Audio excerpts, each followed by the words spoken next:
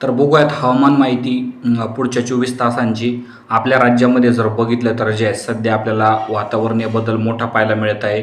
बहुतांश जिल्ह्यांमध्ये जे आहे या ठिकाणी पावसाच्या नोंदी होण्याची शक्यता आहे.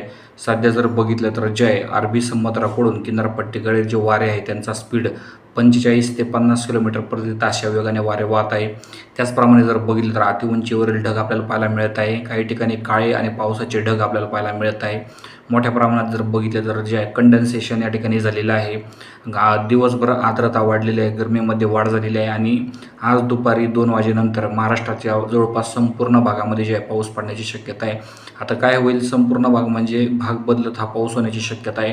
नगर जिल्ह्यातील काही भागात होईल तर काही भागात होणार नाही. बीड जिल्हा, त्याचप्रमाणे सातारा, सांगली, सोलापूर, कोल्हापूर, पुणे जिल्ह्यात आणि मुंबई जिल्ह्यामध्ये पाऊस असेलच. मात्र सर्वदूर पाऊस नसणार आहे. हलका ते मध्यम पाऊस विविध भागामध्ये पडण्याची शक्यता आहे. लातूर, नांदेड, त्याचप्रमाणे जर बघितलं तर जे आहे विविध ठिकाणी जर बघितलं तर जे आहे या ठिकाणी पावसाच्या नोंदी होण्याची शक्यता आहे.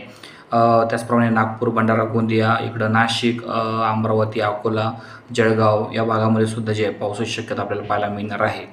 व्हिडिओ जर तुम्हाला महत्त्वपूर्ण वाटला असेल, आवडला असेल तर लाईक करा, शेअर करा, सबस्क्राईब करा. धन्यवाद.